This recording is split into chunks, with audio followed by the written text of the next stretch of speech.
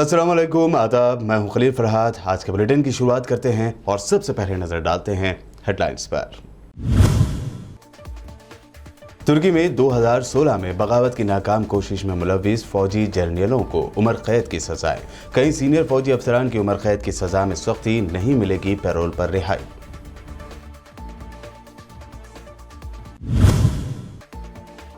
Yemen के शहर अदन के इंटरनेशनल एयरपोर्ट पर हमला, 26 अफराद हलाक। यमन की नई कैबिनेट तैयारे से उतरते वक्त हुआ मार्टर धमाका, कैमरे में कैद हुए धमाके के मनासिर।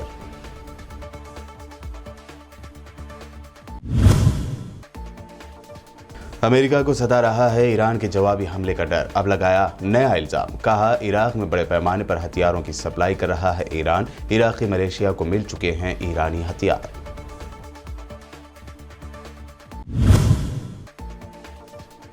कश्मीर में कल के इनकाउंटर पर उठ रहे हैं सवाल। इनकाउंटर में हलाक नौजवानों के फैमिलीज के दावे फर्जी था इनकाउंटर। मकतूल नौजवानों की फैमिलीज गम से निढाल इंसाफ का किया मुतालबा।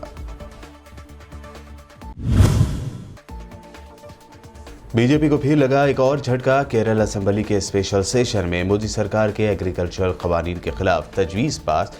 बीजेपी एमएलए ने भी तीनों कवानीन की कर दी मुखालिफत। और तेलंगाना में न्यू ईयर सेलिब्रेशन के लिए हुकूमत की इजाज़त पर हाई कोर्ट हुई शदीद नाराज। पूछे कई सवाल, ऐसे हालात में कैसे दी गई इजाज़त? शराब की दुकानों को खोलकर करना क्या चाहते हैं? और पेश खबरों की तफसील। तुर्की की एक अदालत ने 2016 में बगावत की नाकाम कोशिश में मुबैना किरदार अदा करने वाले बास साबिक फौजी जर्नलों समेत दर्जनों अफराद को उम्र कैद की सजाएं सुना थी। इस मामले का ताल्लुक अनखरा में ज़मीनी फ़ौज के हेडक्वार्टर में होने वाले वाक़यात से था, जिसकी सुनवाई 2017 में शुरू हुई थी। इसमें 132 मुलज़िमीन पर फर्ज जुर्म आयद की गई थी। इनमें से 92 अफराद को उम्र कैद की सज़ा सुनाई गई। इनमें कई साबिका बहुत सीनियर फौजी अफसरान भी शामिल है।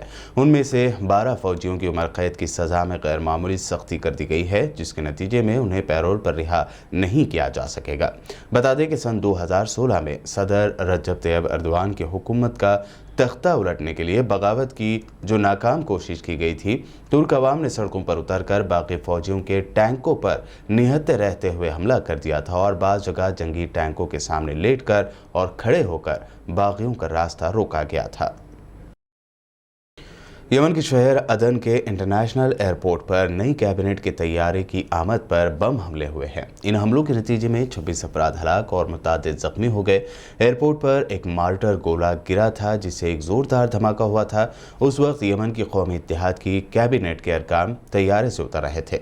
अदन के अस्पताल के जरिए का कहना है कि धमाके में 50 अफराद जख्मी हुए हैं। अदन में होने वाले इन हमलों की इंटरनेशनल लेवल पर काफ़ी मजम्मत की जा रही है और हौसी बागियों पर इन हमलों का इल्ज़ाम आयद करते हुए उनके खिलाफ कड़ी कार्रवाई की मांग की जा रही है।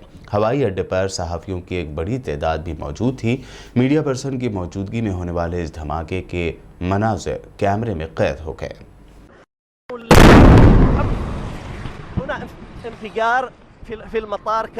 كما نشاهد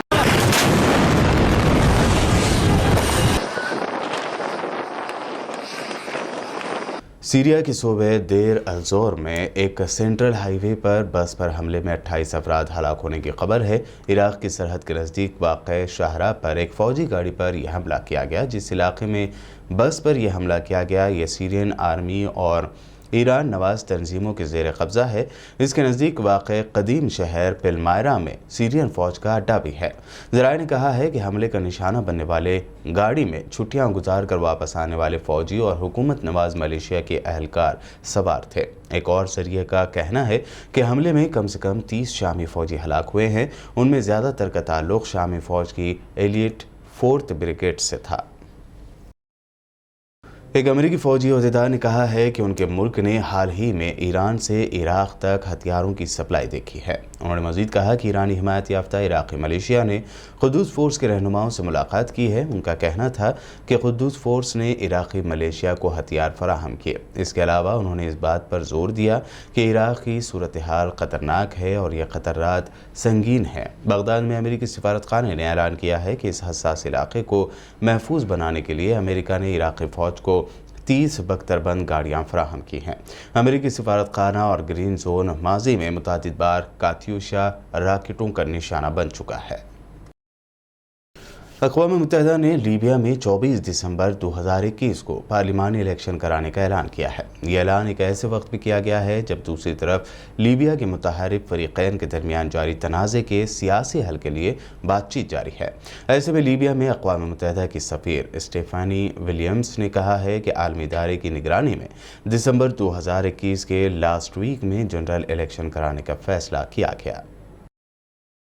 तुर्की के सदर तैयब एर्दोआन ने क्रोएशिया में आए ज़लज़ले पर इजहार ताज़ियत किया है। तुर्क सदर ने क्रोएशिया के सदर ज़ोरान मिलानोविच से टेलीफोन पर बात करते हुए कहा कि हम क्रोएशियाई अवाम के दुख व दर्द में बराबर के शरीक हैं और इस कुदरती आफत में जाबहक लवाहिकीन से ताज़ियत करते हैं।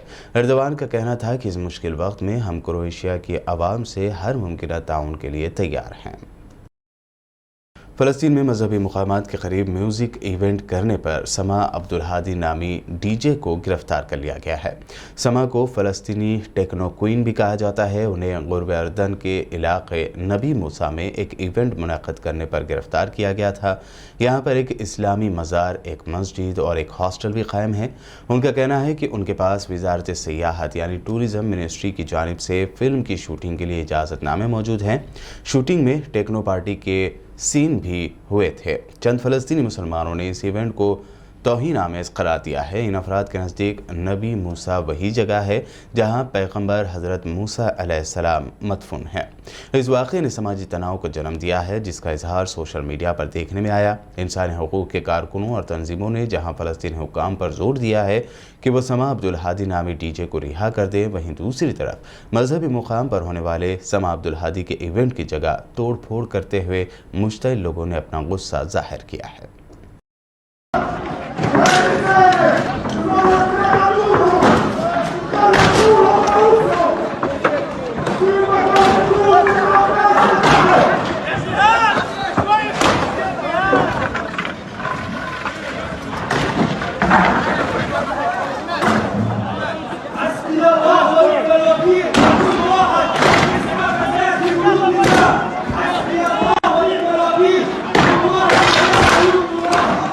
बुलेटिन में वक्त हुआ है एक शॉर्ट ब्रेक का। ब्रेक के बाद फिर लौटेंगे और देखेंगे अहम नेशनल न्यूज़।